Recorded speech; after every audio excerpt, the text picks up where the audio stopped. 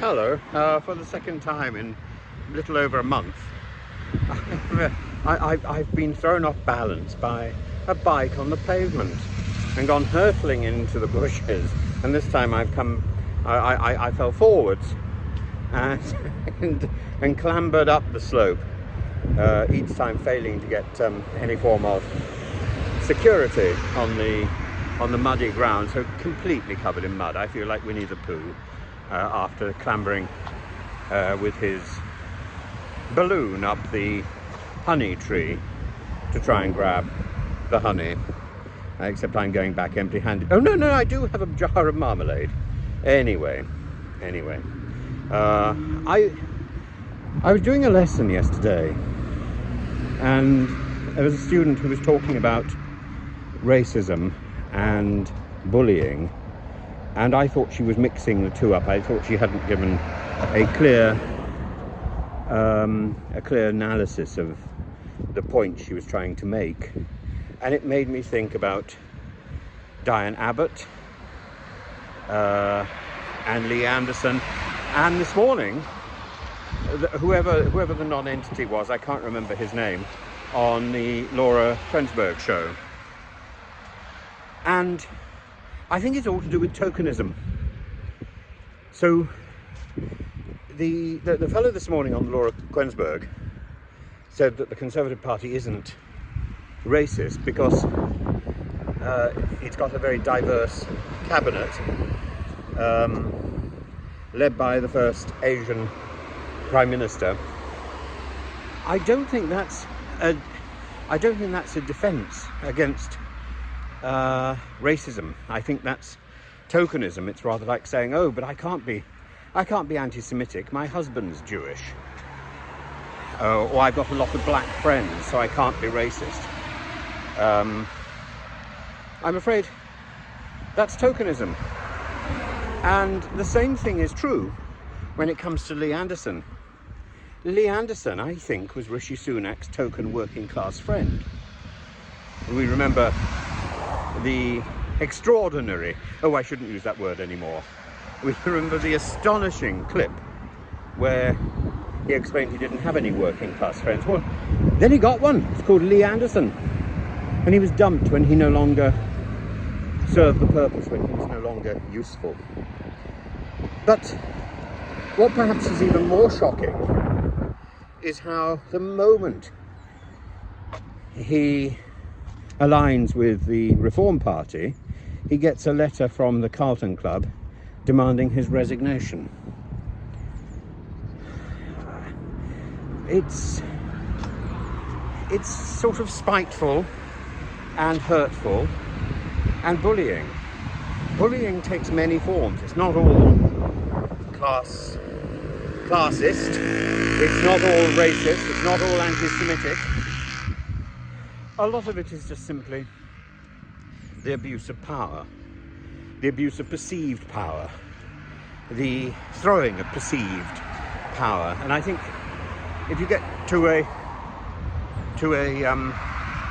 common definition, bullying is about the perception of power, and then it can take many diverse forms, and it's always something that we should resist. But in order to resist it, I don't think it's all about who you tell.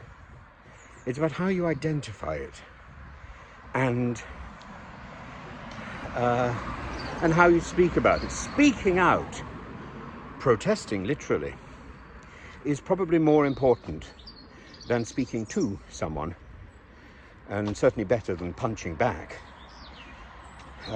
These people, the bullies, the people who manage the Carlton Club, the people who are hiding behind a facade of a conceit of equality, as was the fellow who is so meaningless and nameless that I cannot remember who he is. And I'm too soiled with mud to care, frankly. I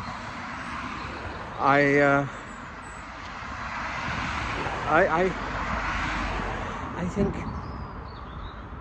I think these people need to be called out. And Diane Abbott is in the same area. Was Hester being misogynist? I don't think so. It just happens that Diane Abbott is a woman. Diane Abbott may have felt he was misogynist. Was he being racist? Absolutely. Was he being vicious, that is the opposite of virtuous? Yes. In his language about shooting people, yes. Should he be given the opportunity to continue funding the Conservative Party? No. And this is the bully who thinks that he's offered too much to be silenced. And clearly, the victim of the bullying is not so much just Diane Abbott, but also Rishi Sunak. Look who comes trotting after him to do his homework. Rishi Sunak.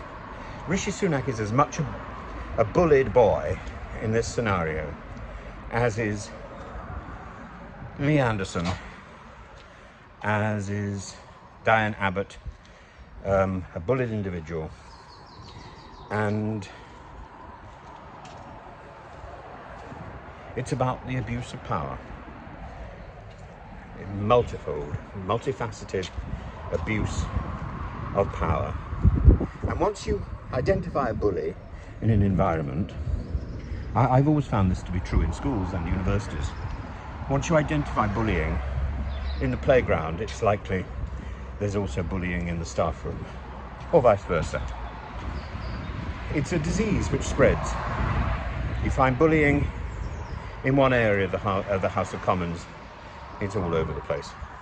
And therefore, when we look at Lindsay Hoyle's treatment of Diane Abbott, doesn't that make sense? Because he is also not only bullied, but also a bully. He is also using his power to silence others. Appalling behaviour, but it is learnt from the environment, and the environment of the House of Commons needs to change. It needs serious and structural reform. It needs a serious shake-up, which needs to be bigger than a general election. It's not the House of Lords which needs reform, it's the House of Commons and the people in it.